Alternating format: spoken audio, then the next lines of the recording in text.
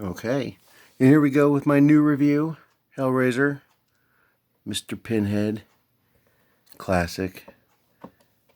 I don't have anything else but this one. I don't have any Cinnabites. I already got him out of the package. Here's a good view how he looks, and he looks really good, especially the cloth. Got a little bit of shine to it. You'll see it on the figure. The background, really cool stuff. Meat hanging off the hooks. Everything you expect from a Hellraiser figurine. Of course, it's Neca. Which lately, I've been hearing things about, oh, they break. Everything breaks from, you know what? It's really up to the person if it breaks. They're action figures, but of course, they're action figures for adults. So obviously, are you playing with them that much? I'm not. I pose them. I pose them. I love having them. And I don't bend them around a whole lot because, of course, they're not really. You don't buy this for a kid. I'm a 46-year-old man. Why would I be banging this around and I don't have time for that anyway. I work and pay bills. This is just a hobby.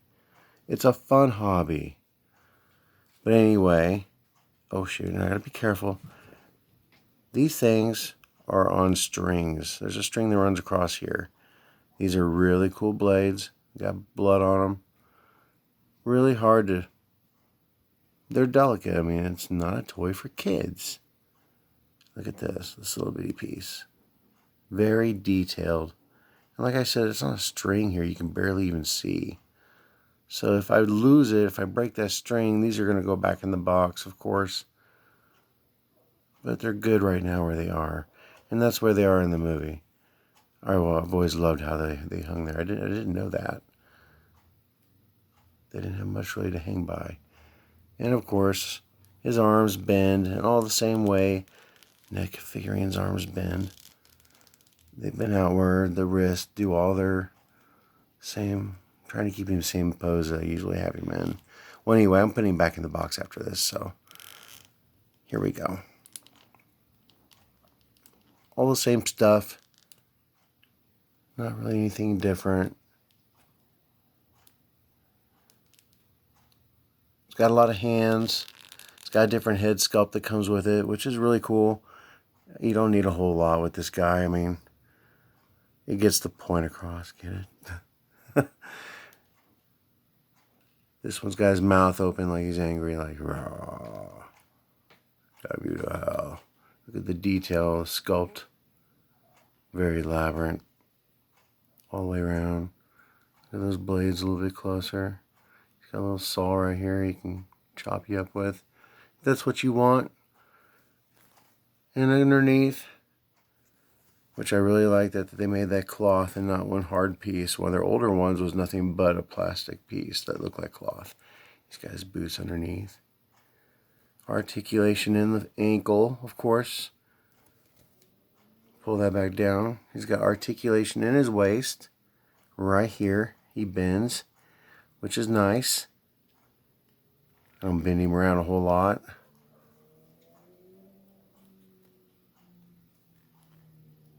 Actually, those strings are kind of connected there too. Never even paid attention to that before. Right there and there. Really got to be careful with this guy. But anyway.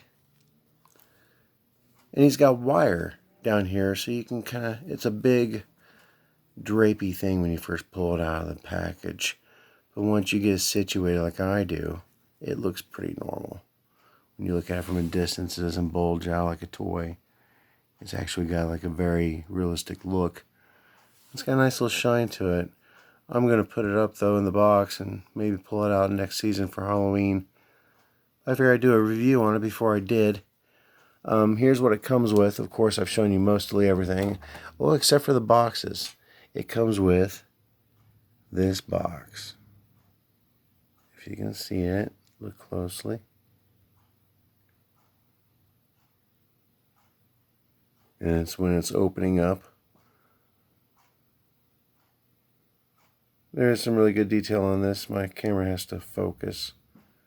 But look at how small those details are. And this is the one I usually keep in his hand. I've got him posed on the shelf. Here is, I'll show you the other one. Here we go. And it's behind plastic. And it's your basic hell summoning box. You know, really can't see a lot of detail through there. Here's the other head sculpt. Of course, it's really basic. His mouth's closed, and it looks really good no matter what. All of his hands. He's got like 6 hands all together. He can hold all of his items if he wants, which I've never really pulled these out and adjusted. I've kind of left them the way they are. Like I said, I get them, I usually put them on the shelf and then put them back in their box later on. I'm a collector. I don't play with my toys. So they're not going to break. I've had a couple breakage.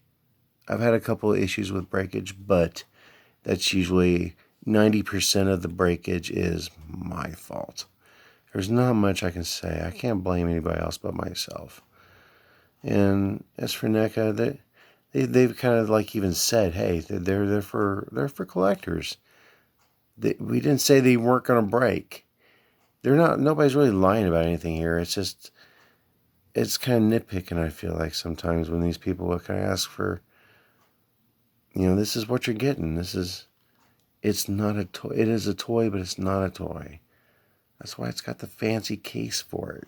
If you want to keep it in the package and display it that way, you've got a window. You can pop it open and look at it and be like, look at my figurine. I call them figurines, not even action figures. But this was my review on Hellraiser. And honestly, I got mixed feelings about this franchise. Not the character itself, but where the movies went. If you ever watched the movies, watch up to about 4, and then maybe stop there, because they have like 10 of these movies, and 6 of them are very slow, drawn out, and some of them were never even Hellraiser movies until they wrote Pinhead into the script. That's why I say I got very mixed emotions about the franchise itself. They're doing a reboot. I'm excited about that. Well, let me adjust. Can you see it? Look into my eyes. This was the road so far. Like and subscribe. And I'll see you soon.